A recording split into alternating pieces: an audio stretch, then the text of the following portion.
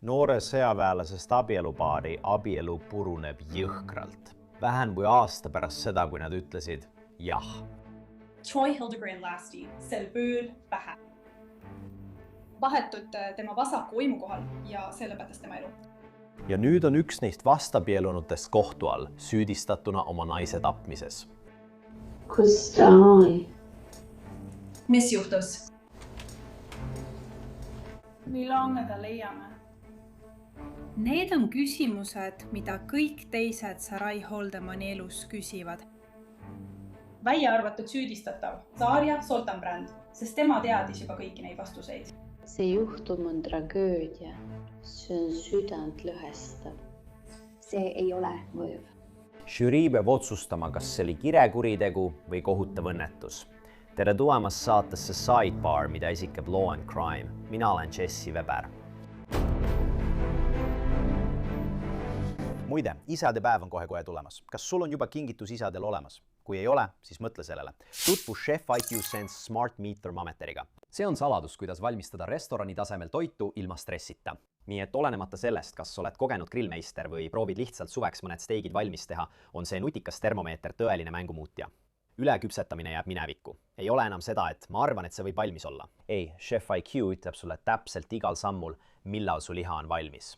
Sa lihtsalt asetad juhtmevaba anduri, valid oma eelistused, oled niisama ja lõõgastud, kuni ootad äpi märguandeid ega pea grilli kohal passima. See töötab ka ahjude, suitsutite, pliitide, kuuma õhufritüüride ja kõigi proteiiniallikatega, alates veiseliha ribist kuni kanatiibade ja lõheni. Tõsiselt, sel isadepäeval on aeg panuseid tõsta, ilma naljata ja kokata enesekindlalt. Kasuutakoodi Sidebar, et saada chefik.com lehel kogu kaubavalikult 40% allahindlust. See, mis oleks pidanud olema noorpaari lõbus ja põnev seiklus, lõpeb tragöödiaga. Soraja Barni ei saanud kunagi elada kauem kui 21 aastaseks. Ja mees, kellega ta abiellus, alustab omaenda väga erinevat seiklust, teissugust teekonda, seistes silmitsi mõrvasüüdistustega vandekohtu ees. Me jälgime tähelepanelikult Zarja Hildebrandi kohtuprotsessi, mis toimub Anchorage'is Alaskal ja mis algas täna avakõnedega. Oleme seda kajastanud ja kõik olulisemad hetked, mida pead teadma, on selles Sidebari episoodis olemas. Aga kõigepealt pean sulle natuke taust andma. Pean sulle rääkima, kuidas me siia jõudsime.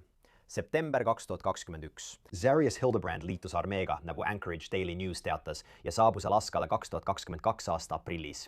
USA armee ütles Daily Newsile, et ta oli suurtükimeeskonna liige. Ta määrati 2 jalaväebrigaadi lahingumeeskonda, 11 desantdiviisi koosseisu. Ta teenis Joint Base Elmendorf-Richardsonis. Samas aevahomikus viibis Soraja Barni Utahs, kus Daily Newsi andmetel teenis ta rahvuskaardis välisuurtükiväe tuleleidja radarioperaatorina. Nende 2 armastuslugu sai väidetavalt alguse 2022 aasta suvel. Just siis kohtusid nad armee baasväljaõppe ajal. Ja pärast lühikest kaugsuhet abiellusid nad aasta lõpuks. Lõpuks hakkasid nad koos elama Alaskal. Ja sel hetkel määrati Soraja Alaska armee rahvuskaardi staabi ja staabikompaniisse. Ta töötas ka kohalikus restoranis nimega Bread and Brew, mis tuleb veel palju jutuks.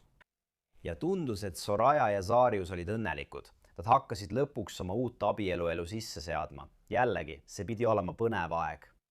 Aga 2023 aasta augustiks muutus kõik. Soraja oleks surnud. Ja mõned päevad hiljem arreteeritakse tema abikaasa ning talle esitatakse süüdistus esimese ja teise astme mõrvas, samuti tõendite võltsimises. Ja nüüd on siin palju küsimusi, väga palju küsimusi. Miks peaks uurijate sõnul Zarjas tahtma oma uut naist tappa? Kas probleemid olid juba algusest peale? Mis täpselt juhtus sel ööl, kui ta suri? Me jagasime teisipäeval episoodi, kus tutvustasime selle juhtumi tausta, ajajoont kriminaalkaebuse põhjal ning Soraja ema reaktsioone uurimise käigus. Vaadake seda videot. See on üleval Law and Crime YouTube'i kanalil. Saate kogu asja ära vaadata. Aga praegu, mida me täna teeme, on see, et meil on käes kohtuprotsess, meil on esimene päev. Tänane episood räägib selle loo nüüd prokuratuuri ja kaitsepoolte avakõnede kaudu. Olgu muide, nagu varem öeldud, avakõned ei tohiks tegelikult olla nii olulised, aga žürii otsustab tihti juhtumi avakõnede põhjal, kuigi need ei ole tõendid. See on lihtsalt inimloomus. Selle kohta on tehtud uuringuid. Kuidas kumbki pool oma loo üles ehitab? Ja antud juhul on žüriis 9 meest ja 7 naist. Alustame siis prokuratuurist, kuidas nemad asja esitasid ja kuidas nad kirjeldasid seda, mis nende väitel väidetava mõrvaööl juhtus. Pühapäeval 5. augustil 2023 oli Saria planeerinud mõned üritused ja kingitused, sest see oli süüdistatava 21 sünnipäev. Ta oli plaaninud, et mõned sõbrad lähevad välja, mõned neist tulid külla. Ta tegi talle kingituseks õllekoogi. Ja ta oli elevil, et saab tema sünnipäeva tähistada. Üks neist sõpradest, kes külla tuli, oli Mari Vents, nende korterisse aadressil Mockingbird Drive 5210, korter 13. Mari oli saanud Saariga sõbraks pärast seda, kui ta kolis Alaskale. Nad olid lahutamatud, saatsid pidevalt sõnumeid, nad olid sel päeval koos. Sellel hommikul käisid nad jõusaalis, nagu nad sageli tegid, ja ajasid siis mõned asjad ära, valmistudes tema sünnipäevaks. Hiljem samal õhtul läks seltskond Dave ja Bustersisse. Nad võitsid auhindu, mängisid mänge ja veetsid toredat aega. Saraya oli ülimalt elevil, kui ta võitis Pickle Ricki kaisuka. Ta saatis sellest emale sõnumeid. Ta isegi guugeldas, kuidas Dave Bustersist kõige rohkem punkte saada. Ja ta võitiski selle ja ta tegi koos oma abikaasaga võidu tähistamiseks foto. Pärast Dave Bustersit nad lahkusid. Dave Bustersis oli palju suurem seltskond ja siis mõned neist läksid kesklinna. Need, kes läksid kesklinna, olid Logan Cowan ja Zachary Ferrar, kes olid süüdistatava sõbrad.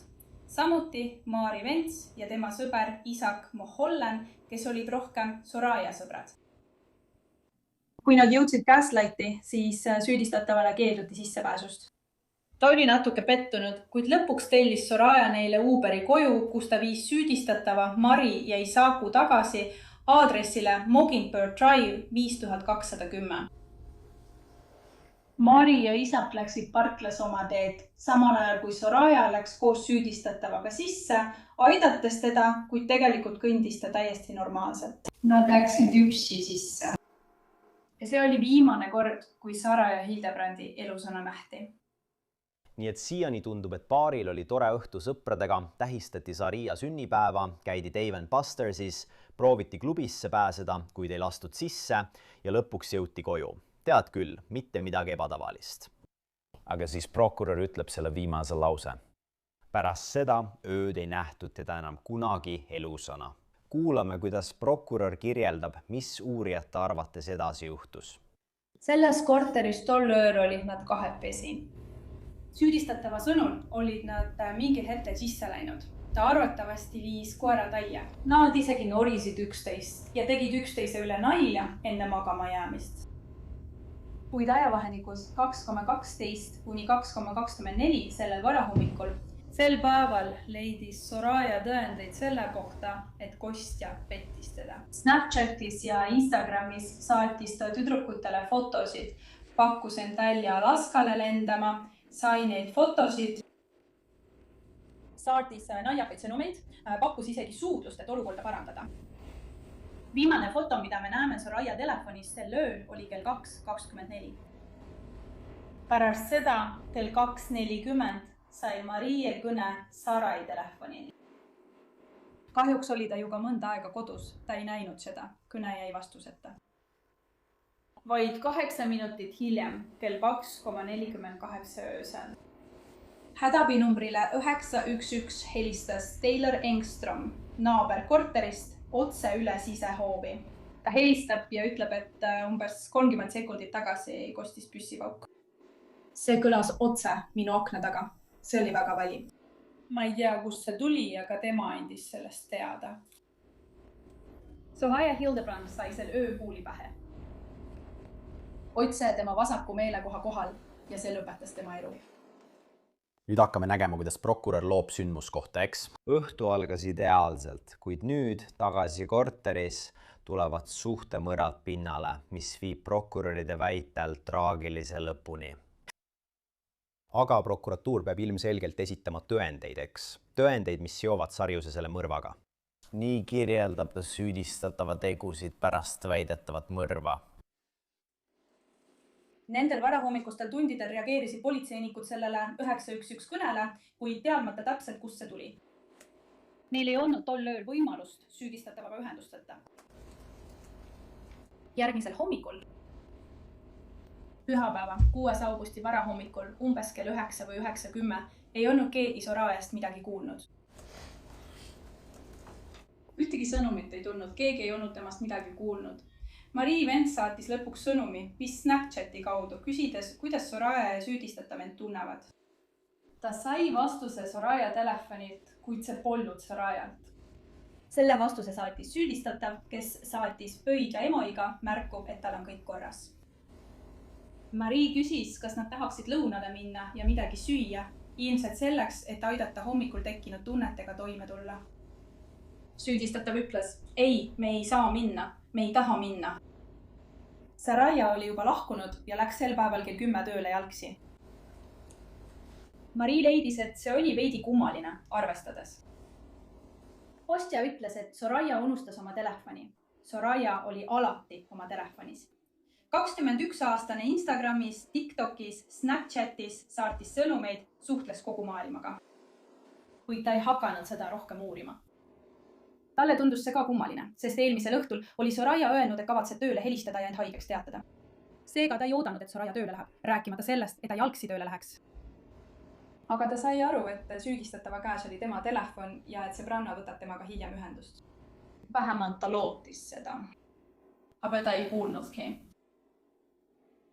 Kogu pühapäeva 6. augusti jooksul ei olnud Maria ainus, kes sai sõnumeid Sarai telefoni. Nadia Jones oli Sarai juhataja Bread and Breweries. Kell 10:44 hommikul sai ta sõnumi, hei, see on Soraya. Ma ei saa täna tulla, vabandan. Nadia võttis seda sõna-sõnalt ja keegi teine ei kuulnud sel päeval Sairus telefonist midagi. Marie oli pühapäeva lõpu ja esmaspäeva vahel paar korda ühendust võtnud, saates sõnumeid või naljakaid videoid ja küsides, kus sa oled? Miks sa pole minuga rääkinud? See oli nende sõpruses kõige pikem aeg, mille polnud omavahel rääkinud, nii et see tundus talle väga imelik. Nüüd tundub, et Soraya sõbrad arvavad, et ta on tööl, kuid tema juhataja saab väidetavat sõnumi, et ta jääb töölt eemale. Ja nüüd hakkavad inimesed muutuma veidi kahtlustavaks. Eriti kuna prokurör ütleb, et Soraya, kes tavaliselt on oma telefonis kinni, pole keegi temast midagi kuulnud. Nüüd on möödunud 2 päeva sellest, kui seltskond väljas käis. Tuli esmaspäev 7. august. Süüdistatav läks tööle. Üks tema sõpradest, kellega ta Gazis armees koos töötab, märkas, et ta tundus veidi imelik ja küsis, kas kõik on korras. Ta vastas, jah, lihtsalt mõned asjad on käsi, räägin sulle sellest hiljem. See ongi kõik. Siis umbes keskpäeval või varasel pärastlõunal saab Marie jälle kõne Sarai telefonilt. See on härra Hildebrand. Ta ütleb, hei, Soraya on kadunud olnud alates eilse päeva kella 10 hommikul. Marie küsib, mida sa mõtled? On möödunud 30 tundi, tal ei ole telefoni kaasas. Ta muutub kohe murelikuks. Ta ütleb talle, ma tulen kohe pärast tööd, nii kiiresti kui saan. Aga ta jäi sinna veel mõneks tunniks kinni ja ta läkski otse sinna. Ta küsis, kas olete vadunuks teatanud? Kus ta võiks olla? Ta on oma sõgra pärast nii mures, sest ta on juba nii kaua kadunud. Tal pole telefoni ja temast pole midagi kuulda olnud. Kui Marie oli koos süüdistatavaga, siis hakati helistama haiglatesse, vanglatesse ja isegi hädaabi numbrile 911, mida pole varem tehtud. Selle kõne tegi Marie, mina. Hi, I think my friend is missing. Okay. And what do you think she's missing or either she's missing? Ma pole temaga 2 päeva rääkinud. Ma ei tea, et ma olen temast nüüdseks juba umbes 30 tunni jooksul midagi kuulnud. Ja te kuulete selle kõne täielikku salvestust. Ta oli seal ja Maria pani selle valju hääldile, et ta saaks vastata küsimustele, millele ta ise ei teadnud vastust. Aga Mari tegi selle kõne kell 17:34. Kui nad ootasid APD ametniku saabumist, hakkasid nad otsima. Korterid aadressil Markham Road 5210 on teie ekraani allosas. Üleval paremal Tudoril töötas Soraya Raylan Bruce. Nii nad hakkasidki seda piirkonda otsima. Kus ta võiks olla? Ringides metsas ringi said nad mudaseks. sellel ajal otsis Maarja, kas ma peaksin helistama hädaabinumbrile. Kostja oli temaga koos. Ja nad ootavad Tallinna politseid. Me palusime veel paar korda helistada, et Tallinna politseid teavitada, kus nad on ja millal nad tulevad. See ei olnud ainus kõne, mis tehti, et Sarjahi juhtunust teavitada. Meredith Barney, Sarjahi ema, üritas Utasse helistada Alaska aja järgi kell 19.44. Seal oli kell 22.00. Tema aja järgi Kostjalt, Soraya Hildebrandilt. Hei, Soraya on kadunud. Ta on olnud kadunud juba üle 33 tunni. Ta rääkis seda sama päheõpitud lugu. Läks tööle pühapäeval kell 10 hommikul, ei võtnud oma telefoni kaasa. Me pole temast midagi kuulnud.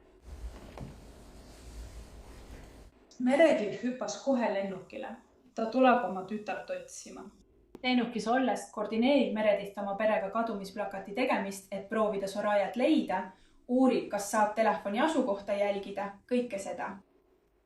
Aga ta ei leidnud teda sel päeval.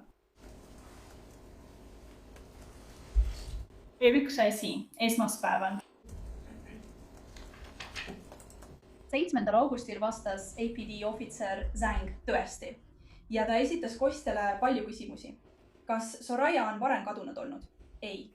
Saame selle sama ette kirjutatud vastuse. Lahkus kell 10 hommikul, et tööle jalutada. Tal polnud telefoni kaasas. Kuidas ta teab? Ei tea, mis juhtus. Ta küsis, kas tal on kunagi olnud enesetapumõtteid või midagi, mis võiks seda seletada. Ta ütleb ei, üldse mitte. Ma ei tea, kus ta on. Ta kandis tööle minnes kõike musta graafilise pildiga T-särki. Ei tea kuhu.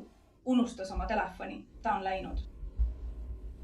Hiljem samal õhtul tulid Maria ja Kostja ühised sõbrad Teil ja Peits külla.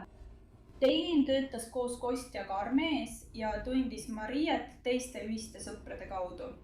Maria oli sel hetkel mudaga kaetud, oli hiline õhtu, ta pidi oma koera välja laskma, nii et ta kohtus korraks Teiliniga. Aga Teilin oli see, kes läks sisse ja veetis temaga aega, et sõbra eest hoolitseda. Ta tundis tema pärast muret. Ta valmistas õhtusöögi ja siis ta vaatas, kuidas Azaria Hildurin nuttis. Ma arvan, et see oli kole nutt. Ja ta ütles, ma süüdistan ennast, see on kõik minu süü. Aga siis ütles ta, ma oleksin pidanud ta sel hommikul tööle viima, nuttes, kui sõbrad püüdsid teda lohutada, arvates, et tema naine on kadunud. Nii et prokurörid tõstatavad olulise küsimuse. Väidetavalt kulus Sarjasel tema abikaasal vähemalt päev enne, kui ta teatas oma naise kadumisest. Ja nüüd sel hetkel otsivad tema perekond ja sõbrad teda. Sarjas väidetavalt ütleb politseile, et Soraya pole selline inimene, kes ära jookseks ja ta nutab väidetavalt oma sõpradele, et see on tema süü. Ja prokurör mainib ka, et Sorayat ei otsi ainult politsei. Nüüd kasutatakse ka sõjalisi ressursse. Väidetavalt aitas piirkonda läbi otsida üle 70 sõduri. Aga üks inimene, kes väidetavalt esialgsest otsingust osa ei võtnud, süüdistatav tema abikaasa, väitis väidetavalt, et kaotas oma rahakoti ja pidi kõrvale jääma. Kuna Sorayast polnud kusagil jälgegi, hakkasid detektiivid üle vaatama seni kogutud tõendeid, eks? Avaldused, hädaabinumbrile 911 tehtud kõned ja nad läksid isegi rääkima süüdistatavaga, ise selles ühises korteris. Sa vasid nad sisse, sa rääkisid nendega. Ta rääkis sama päheõpitud loo. Lahkus tööle kell 10 hommikul. Unustas oma telefoni. Ei tea, mis juhtus. Ta ütles neile, ma olin terve pühapäeva kodus. Lihtsalt vegeteerisin. Tead küll, taastusin natuke. Ei lahkunud majast. Nii et nad hakkasid temad küsima, okei, mis juhtus pühapäeva hommikul. Ta ütles, et nad ärkasid kell 8:30 või 9 pärast seda, kui olid koos samas voodis maganud. Ja et tema kell 10 läks tööle. Kell 10 kõndis ta tööle, mis oli tema jaoks esimest korda, sest ta polnud kunagi varem jalgsi läinud. Ta selgitas, et võib-olla nad olid ikka veel veidi joobes, nii et ta kõhkles autojuhtimise suhtes.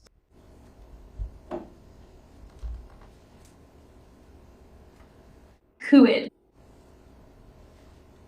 Kui tema küsiti, mis kell ta pidi koju jõudma, ütles ta, et pühapäeval 6. augustil kell 19.00.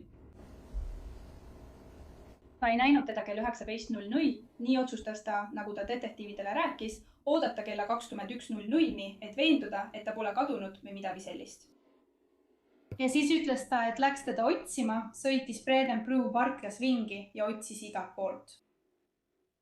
Ja me jõuame kohe selleni, mida ta tol õhtul tegi. kui temalt küsiti, miks sa nii kaua ootasid? Üle 30 tunni ootasin, enne kui teatasin tema kadumisest, ütles ta. Ma ei teadnud, kas asi on tõsine. Ma ei tahtnud kellegi aega raisata.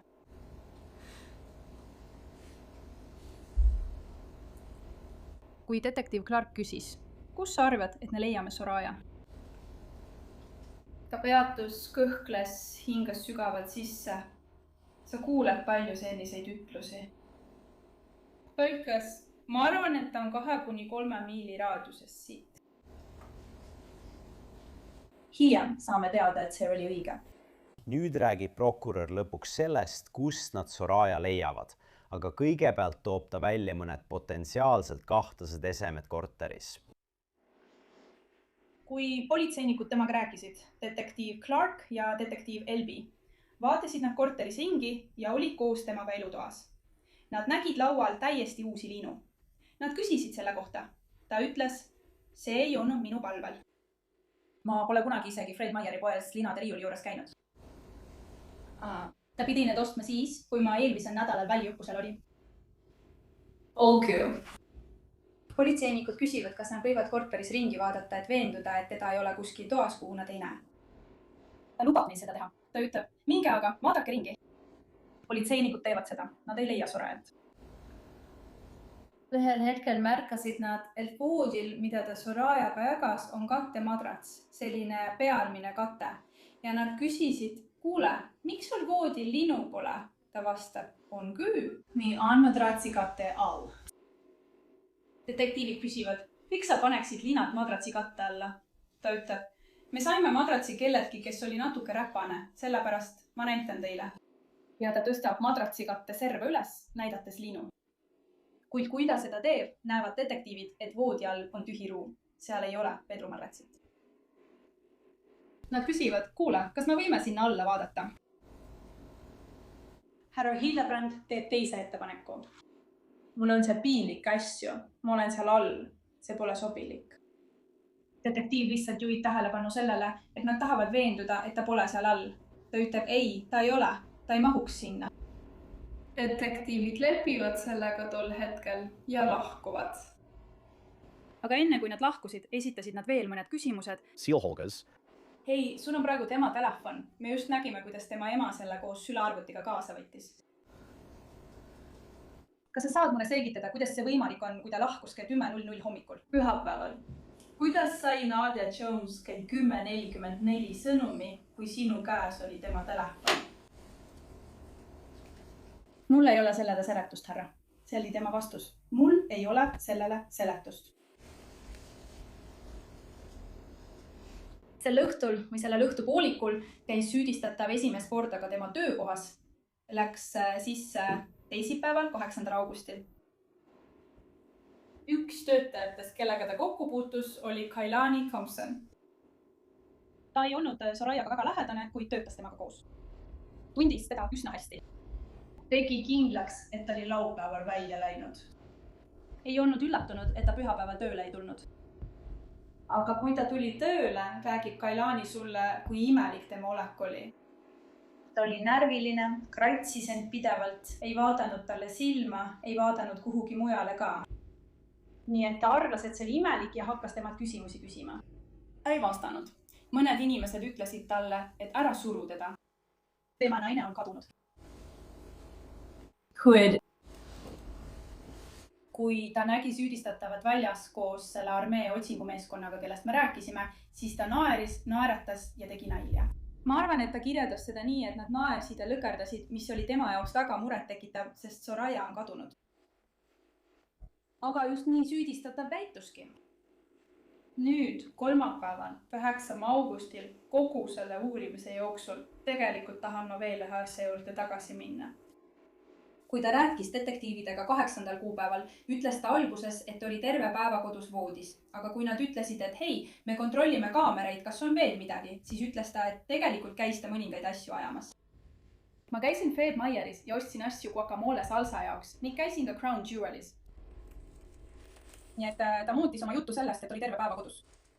Selles punktis väidetavalt üritab süüdistatav politseile selgitada, miks Soraya telefonist saadeti sõnumeid, kui Saariuse sõnul jättis Soraya oma telefoni koju, kui ta tööle kõndis. Ja isegi Soraya töökaaslane märkas väidetavalt midagi kahtlast, kui ta süüdistatavaga rääkis. Samuti on fakt, et ta väidetavalt ütles politseile, et ta, tead küll, lihtsalt logeles pühapäeval, aga siis ütles, et tegelikult ajas asju. Just need tegemised tulevad selles avakõnes uuesti jutuks. Aga me liigume nüüd kiiresti edasi 9. augustisse, nii et nüüd on möödas 4 päeva grupi ühisest õhtust ja politsei on taas baari korteris, seekord läbiotsimismäärusega. Pealtnäha, justkui nad oleksid seal olnud, polnud midagi ilmselgelt ebatavalist. Pikker Rick oli jälle voodi tagasi. Aga kui nad hakkasid lähemalt vaatama, suutsid nad märgata punakas-pruune plekke. Kui nad hakkasid lähemalt vaatama, nägid nad neid punakas-pruune plekke mitmel pool üle kogu korteri. Ja seda nad nägidki, kui nad voodi üles tõstsid. Mitte piinlikud seksiasjad, vaid madrats, mis oli nii verest läbi imbunud, et kui see ümber pöörati, jäi selle all olnud raamistik vere sisse jälje. Nad märkasid ka põrandapesuämbreid ja desinfitseerivaid salvräite, mitmeid asju kogu korteris. Tema korterist leitud kuriteopaiga kohta on piisavalt tõendeid. Veel üks asi, mille nad leidsid, oli elutoas Iimani patjade vahel helepruun uue lasuga püstol, mis oli asjade vahele peidetud. Seal lähedal laual leidsid nad kirjad, mille oli kirjutanud süüdistatav, kus ta ütleb: ma ei tea, kus sa oled, ma loodan, et sind leitakse elusalt. Kui ta leitakse elusalt või surnult, siis palun matke ta koos minuga. Aga üks asi, mida ta ütleb, on: ma armastasin teda mineviku vormis. Soraya on endiselt kadunud. Ta adresseeris ühe ka EPD-le. Kõigile, kes selle juhtumiga tegelevad, mul on kahju, et teave, mida ma teile andsin, polnud parim. Al-Kiristian, Sarah Silverman.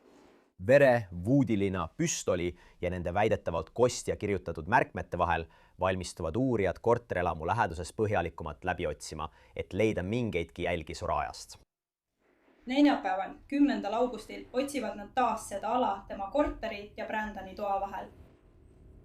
Ja kogu selle kohtuprotsessi vältel näete kaartidel ja fotodel, et korterelamust vähem kui 100 jardi, võib-olla paarisaja jardi kaugusel on paralleeltee.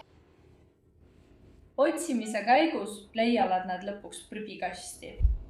96-gallonine ratastega prügikast, millel kleebised veel peal. See on täiesti uus, kuna seal töötas haljastusmeeskond, kelle Parks and Rec oli palganud ja nad puhastasid seda piirkonda ning leidsid selle ning panid selle oma autosse. Võib-olla oli natuke liiga elevil, et saada täiesti uus prügikast, aga piirkonnas olnud politseinikud märkasid seda ja ütlesid, et oodake, sest see oli juhtumiga seotud. Ja nad vaatasid sellesse prügikasti. Seal oli punakastruunid plekid, seal oli orgaanilist materjali. Ja nad tegid selle prügikasti peal täieliku kuriteopaiga analüüsi, kasutades kohtuekspertiisi tehnikaid, fotosid ja muid asju, millest kuulete kogu selle kohtuprotsessi jooksul. Järgmine asi, mille nad leidsid, oli vaid paarsada jardi, vähem kui veerand miili sellest korterist. Aadressil 5210 Mockingbird, samal esindusteel ja samas piirkonnas, kus prügikast. Nad leidsid sadevee äravoolu. Nad nägid seda. Kate oli peal. Nad suunasid taskulambi läbi augu ja nägid seal all midagi. See on umbes 15 jalga sügav, külgedet läheb läbi truup. See oli koht, kust Soraya leiti. See oli koht, kust tema keha leiti. Kuuliga haavatuna. Vastak siam, vastak kuum. Ta oli selles sees päevi lamanud. Silsi's Olitech, Patty, Hiep, samuti mõned helepruunid, sõjaväelise välimusega kingad, need olid samuti seal koos temaga. On hirmutav mõelda, et pärast põhjalikku otsingut leiti kellegi surnukeha sellises seisundis ja sellises kohas. Ja prokuratuuril on veel tõendeid, mida läbi vaadata. Kas sa mäletad, kui ma mainisin, et kostja ütles või väidetavalt ütles, et ta ajas asju päeval, mil Soraya kadus? siin on, mida need ostutellimused väidetavalt näitasid ja kuidas neid väidetavalt kasutati. Kogu selle juhtumi jooksul esitatakse tõendeid, mis tõendavad meile asju kahtlusteta. Mõned neist toimuvad 6. augustil. Ta tõesti käis Fred Meyeris. Kuid kui ta esimest korda kell 12,26 sinna läks, polnud seal guacamole koostisosi. Ta ostis Gatorade'i, Marina ragastme ja täiesti uued linad. Mine vaata videot, kus ta seda ostu teeb. Ta sisestas oma lojaalsusprogrammi liikme numbri. Sa läksid uuesti kell 6:12. Kus sa ostsid vesinikperoksiidi, muid puhastusvahendeid, patipikke. Siis läksid sa Lowe'si kell 20:00. Umbes 96 galloonine prügikast. Ja siis läks ta tagasi Fred Meyeri juurde, kui ta ilmselt oli Breitenbergi parklas või otsis metsas. Aga ta läks tagasi Fred Meyeri juurde ja ostis uue madratsi katte ja punase padja. Kõik need tõendid esitatakse lähinädalatel. Samuti leiti see siit kuriteopaigalt. Vaibapuhastusvahend. Selle vaibapuhastusvahendi proov saadeti osariiki. Mis osariigi kuritegude tuvastamise üksus, ma usun? DNA-analüüsi tegi doktor Emily Metjus nii sellele kui ka teistele selle juhtumi esemetele. Selle proovi DNA kattus Soraya Hildebrandi DNA-ga. Leidsime ka vesinikperoksiidi. Palju muid koristamise märke ja tõendeid. Ja prokurör mainib ka teisi eksperte, kellelt ta ootab oma kohtuasjast tunnistusi. Tolerovad ekspert peaks selgitama, et enesetapp oli ebatõenäoline, lähtudes kaugusest ja püssirohujälgede mustritest. Lisaks annab kohtuarst tunnistusi Soraya surma põhjuse kohta koos teiste tunnistajatega, kes suhtlesid süüdistatavaga selle tapmise paiku. Te kuulete Marie Ventsilt, kuidas see öö möödus ja mida ta avastas. Ja kui süüdistatav küsis temat enne, kui Sorayas keha leiti, millise vara peaksin tema perele andma? Ma mõtlesin tema lapsepõlve, beebiteki ja tema abielusõlmuse peale. Sorayat polnud veel leitud. See oli kolmapäeval või hiljemalt neljapäeval. Kuulete patrullpolitseinikelt, kes aitasid seda juhtumit uurida ning sellest, kuidas tõendeid koguti, esitleti ja laborisse saadeti. Kuulete paljudelt uurijatelt, kes töötasid koos uurija Clarkiga, nende arvukate intervjuude käigus Saaria Soltaniga ja vastuoludest, mida nad avastasid. Ja te kuulete isegi, kuidas härra Hildebrand räägib oma emale. Pärast seda, kui ta selles asjas arreteeriti, olen end valedesse mässinud, ilmselt ei saa sellest enam välja. Kõigil neil põhjustel, pärast seda, kui tõendid on järgmiste nädalate jooksul esitatud, astub liik teie ette lõppsõnas. Rakendage neid tegureid nendele elementidele, mille ma olen välja toonud, näidates, kuidas süüdistatava mõrvas esimese astme, teise astme mõrvas ja asitõenditega manipuleerimises süüdi väljaspool mõistlikku kahtlust. Me palume teil sel hetkel ta süüdi tunnistada. Aitäh! Nii et me peame ootama ja vaatama, kuidas prokuratuuri juhtum areneb, kui nad hakkavad tunnistajaid kutsuma. Ja muide, me kajastame seda kohtuprotsessi algusest lõpuni. Nii et kindlasti jälgige kogu kajastust Law & Crime'is ja Court TV's. Aga lähme korraks tagasi, eks? Pidage meeles, see on oluline. Zarius Hildebrand on süütu. Teda loetakse süütuks, kuni tema süü pole tõendatud. Muidu ei oleks see ju õigene kohtuprotsess, eks? Oleme esitanud prokuratuuri seisukoha, oleme toonud välja võimalikud tõendid, mida nad selles asjas esitavad. Nüüd liigume kaitse poole. Kuidas kaitse püüdis neid asju ümber lükata? Oma avakõnes või püüdes asju selgitada või õigustada. Palun, siin see on. See on juhtum, mis puudutab noore naise traagilist surma õnnetuse tagajärjel ja hirmunud noormehe lugu. Tõendid selles kohtuasjas näitavad, et Zarius Hildebrand tegi palju halbu valikuid, palju vigu. Pärast seda, kui ta avastas, et tema naine oli nende korteris surnud. 2023 aasta 6. augusti hommikul. Ta avastas, et tema naine oli surnud ühest kuulilaskust pähe. Tõendid näitavad, et Soraya surma põhjustanud kuulilask oli traagiline enesetekitatud õnnetus. Enestekitatud õnnetus. see on kaitse, mida eriti tihti ei kuule. Tegelikult me spekuleerisime selle üle ka oma viimases episoodis, eks ole, kui rääkisime Erik Fattisega sellest, millised võimalikud kaitsed võiksid olemas olla. Nüüd, sarja advokaat hakkab kohe selgitama, miks see nii olla võiks. Aga kõigepealt annab ta vandekohtule põhjalikuma ülevaate süüdistatava lapsepõlvest. 5-aastaselt viidi Saarius asendushooldussüsteemi. Ta adopteeriti asendushooldusest oma lapsendajate perekonnaga. Ta oli koos oma ema, isa, vanema venna, noorema venna NJ ja oma väikese vennaga. Seal ta on. Kasvas üles Kentuckys. Ta lõpetas keskkooli. Tema vanim vend sattus mõnikord pahandustesse. Ja Darius soovis olla eeskujuks oma väikesele vennale NJ-le. Darius liitus sõjaväega pärast keskkooli lõpetamist. Ja just seal kohtus ta Sorayaga. On selge, et süüdistataval polnud sugugi kerge lapsepõlv. Tundus, et ta soovis olla hea eeskuju oma õdedele, vendadele ja lapsendaja perele. Ja Tell-All viis teda kohtuma oma naisega, Sorayaga. Kaitse ei varja oma kliendi puudusi. Ta tegi suhtes mõned halvad valikud. Teda taabati Snapchatis suhtlemas naistega, kes polnud Soraya. Aga oma 21 sünnipäeval oli ta õnnelik. Soraya tahtis temaga koos tähistada. Ja nii nad läksidki tähistama. Darius ei teadnud 5. augustil 2023, mis õuduse peale ta 6. augusti 2023 hommikul ärkab. See on huvitav, et teda inimlikustatakse, aga samas ei põgeneta ka probleemide eest, eks, ei joosta nende eest ära. See pole nii, et nad ootaksid prokuratuuri salajast rünnakut. Nüüd kuulsite prokuröri versiooni sündmustest sellelt õhtult, kui süüdistatav ja Soraya läksid koos sõpradega tema sünnipäeva tähistama. Nii et pöörake hoolikalt tähelepanu sellele, kuidas kaitse selgitab oma versiooni sündmuste ajakavast. Nagu paljud 21-aastased läks ta välja ja pidutses. Mida me teame Dariusest? Me teame, et talle meeldib juua. Ta jõi juba enne, kui ta oli 21 aastane. Ja viskit.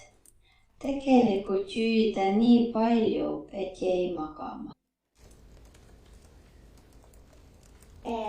Ja kui ta sai 21 aastaseks, sai ta seda seaduslikult baaris teha. Ta oli elevil. Ta alustas Dale ja Busteri juures, koos Soraya ja mõne oma sõbraga.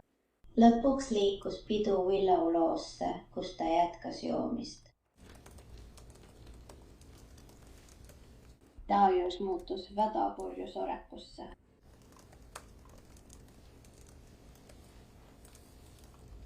Seltskond otsustas liikuda Willow Notist Gaslighti. Darius oli nii purjus, et Gaslight ei lasknud teda sisse. Nii et seiskond on aeg minna. See on umbes kell 1 öösel, 6. augustil.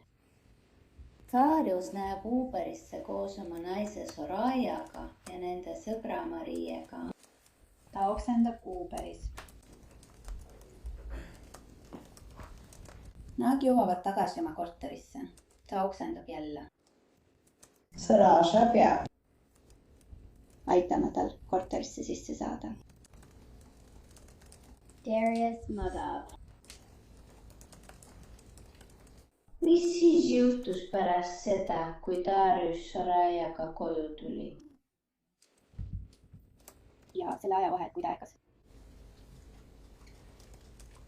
Kui Darius oli selles joobe seisundis, ei töötanud tema mälu täielikult. Ta ärkab üles 6. augusti hommikul. Ja ta vastab, et tema naine on voodis surnud. Tal oli üks suur haav peas. kuulhaav, millest selle juhtumi ekspert Matt Castell räägib, et kuigi me ei tea täpset kaugust. relv lasti mitte otsekontaktist, vaid kuni 30 sentimeetri kauguselt.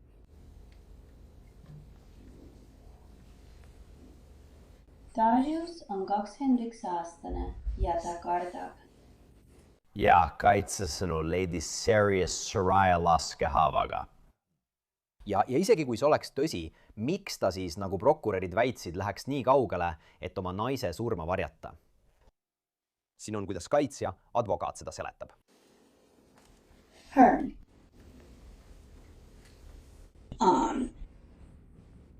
On motivatsioon selle taga, miks Darius tegi seda, mida ta tegi, millest te kuulete.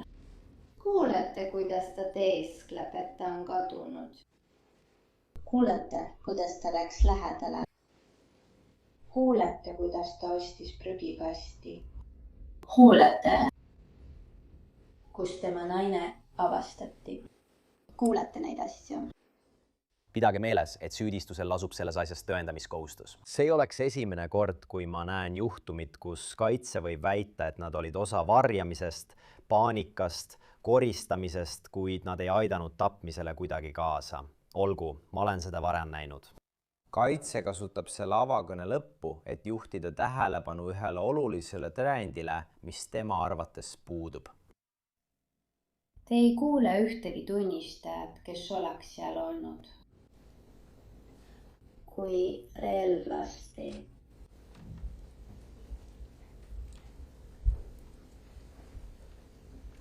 Ja kuigi teile ei pruugi meeldida see, mida te kuulete, nagu me ju ka ütlesime pärast pausi.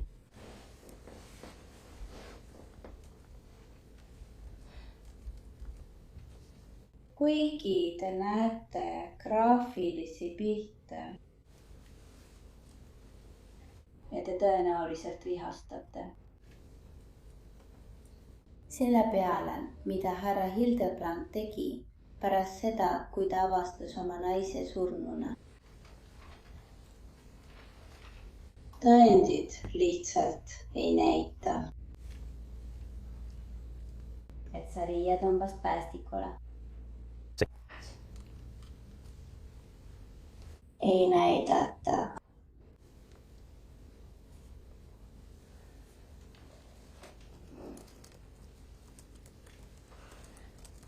See juhtum räägib noorest mehest, kes tegi kohutava vea. See räägib hirmust, mis tekib ja valikutest, mida inimesed teevad, kui nad satuvad mõeldamatutesse olukordadesse.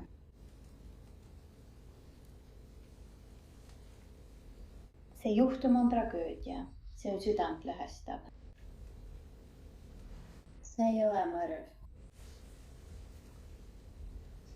Seetõttu palume selle kohtuprotsessi lõpus teil, Ameerika vandekohtunikel, otsustada, et härra Hildebrand ei ole selles asjas esitatud süüdistustes süüdi. Aitäh! Nii et vaadake, järgmiste päevade jooksul kuuleme, mida tunnistajatel on öelda ning kas žürii usub, et see oli kohutav õnnetus või külmavereline mõrv. Aga praegu on need avasõnad, kuid see on kõik, mida meil praegu teile siin kõrvasaates pakkuda on kõigile. Suur tänu, et meiega liitusite. Ja nagu alati, palun tellige meid YouTube'is, Apple Podcastides, Spotify's või kus iganes te oma podcast'e kuulate. Samuti võite meid vaadata ka NBC Peacockis. Kui soovite mind jälgida, siis X'is, Instagramis, minu News Nationi saates Jesse Weber Live esmaspäevast reedeni kell 23.00 ida aja järgi. Näeme järgmine kord. Kõigile head!